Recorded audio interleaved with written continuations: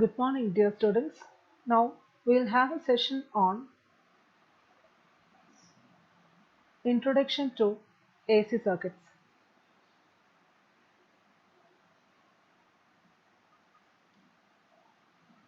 We all know that the general equation for a sine wave is equal to V equal to Vm sine omega t.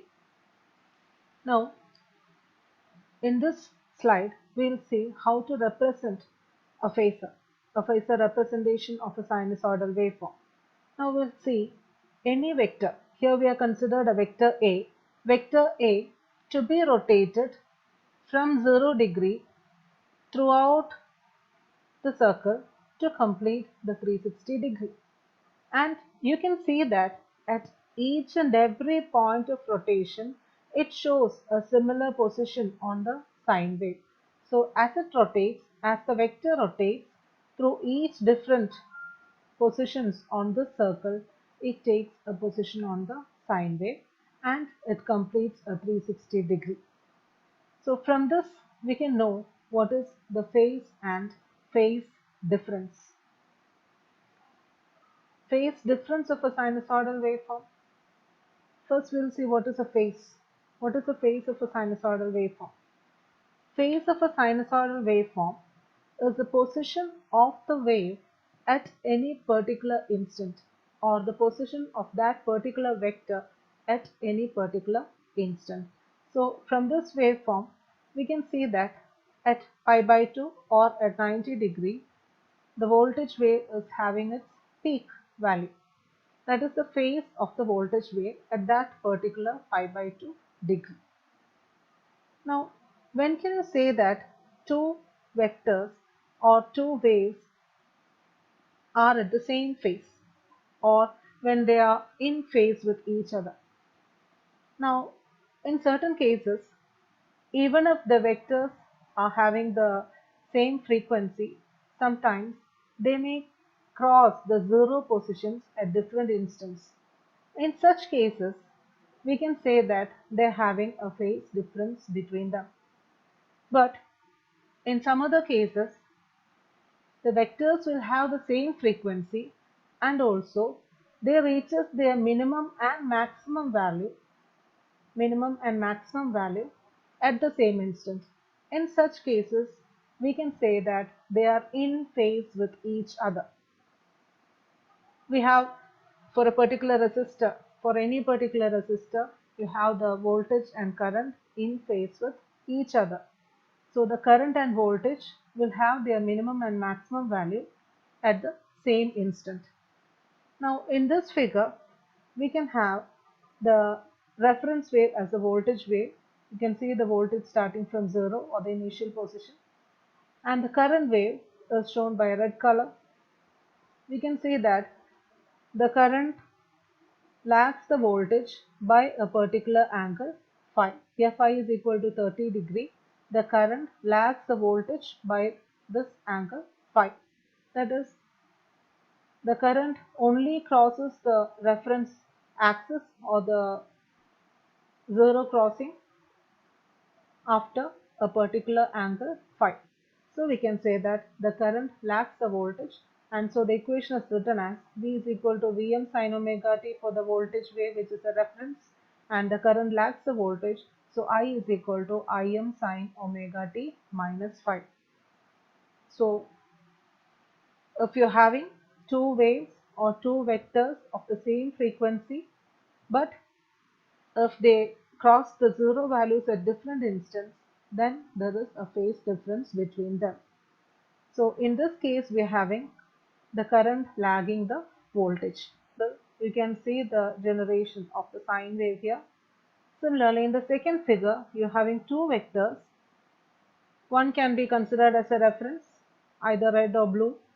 One is, I am considering the red as the reference. Now what about blue? Blue is leading the current or leading the red color by an angle phi, by a particular angle phi. Now lagging and leading quantities, you're having the phasor diagram here. We consider the reference axis for the first figure.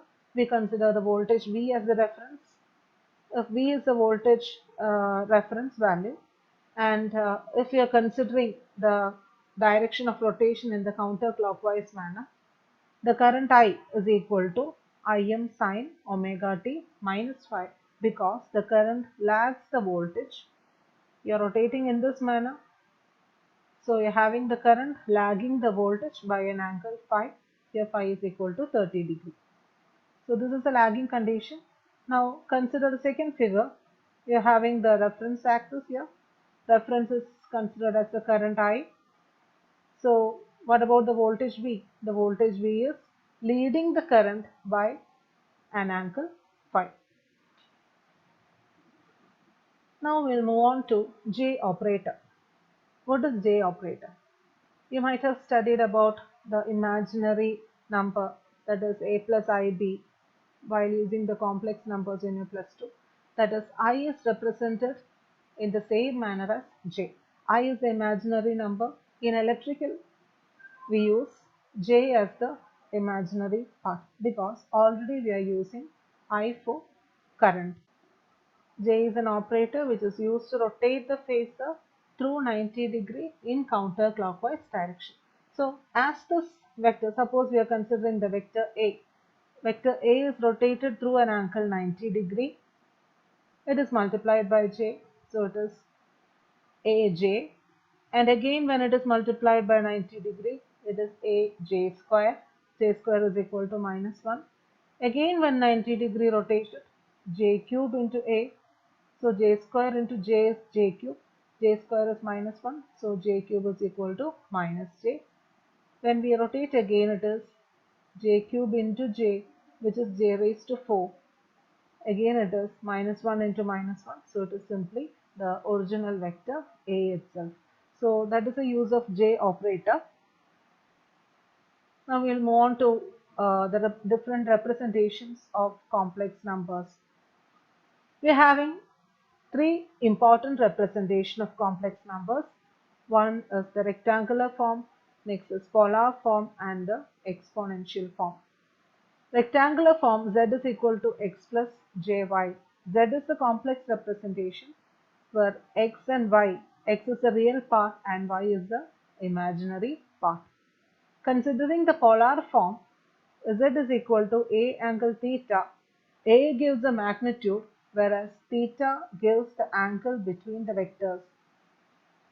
And again the exponential form, z is equal to a e raised to j theta, where e raised to j theta is the exponential part, which is equal to cos theta plus j sin theta.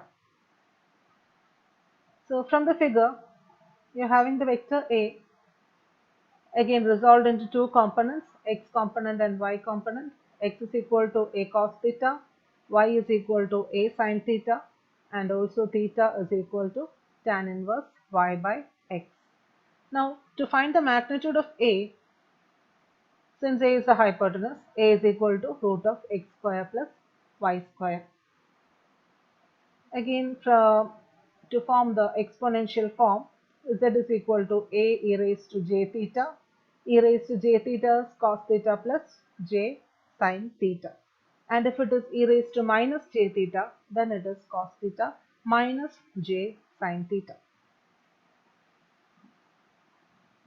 Now we'll see certain examples for polar to rectangular conversion. So if you have to convert any polar form to rectangular form, you are given a polar form here, 6 angle 30, which is equated as the rectangular form x plus jy. We have to form the rectangular form x plus jy out of this. So x is equal to a cos theta and y is equal to a sin theta. Remember the figure, x is equal to a cos theta, y is a vertical component, that is equal to a sin theta. So 6 angle theta 30 is equal to 6 cos 30 plus j 6 sin 30, and you will get the answer. Similarly, we can convert rectangular to polar also. So we can see another example. To convert 5.2 plus j3 to polar value a angle theta, we can have the magnitude a. This is x plus jy form. So a equal to the magnitude root of x square plus y square. and theta is equal to tan inverse 5 by x. And you get the value of 6 as the magnitude and 30 as the angle theta between the vectors. So by directly substituting this, you are getting the polar value. Now, how can we multiply and divide two complex numbers? So for addition and subtraction, we usually use the rectangular form, whereas for multiplication and division, we use the polar form. Or in your scientific calculators, you can do it directly by converting into complex mode. So we'll have a quick review on this. That is, if you're having a multiplication of two complex numbers z1 into z2, always we have to multiply the magnitude part, whereas you have to add the angular part. While multiplying two complex numbers, multiply the magnitude part and add the angular parts. So we have a1 into a2 angle theta 1 plus theta 2. So if you're having two polar values, 6 angle 30 and 8 angle minus 45, so we can multiply the magnitudes, that is 6 into 8, and add the angular part 30 and minus 45. So we'll get the answer directly. Now for division, it is you're having again the same polar values. So 6 angle 30 divided by 8 angle minus 45. So the magnitudes can be divided and the angular parts can be subtracted. 6 by 8 angle 30 minus of minus 45, and your answer is this one. It is very simple. Now we'll have a quick recap. We have seen the phasor representation of a sinusoidal waveform. Again, what is a phase? Phase is the position of the wave at any particular instant, whereas what is phase difference? If two vectors are having the same frequency, but they crosses the 0 points at different instants, then we can say that they're having a phase difference between them. That is a lead or lag. If it is in the leading condition, you say that the current is leading the voltage. If it is lagging, you can say that the current is lagging the voltage. Then it's J operator. J operator is used to rotate a phasor through 90° in the counterclockwise direction. And then we have the different complex representations, rectangular, polar, and exponential form. They are conversions and also certain numericals. That's it from this video. Thank you.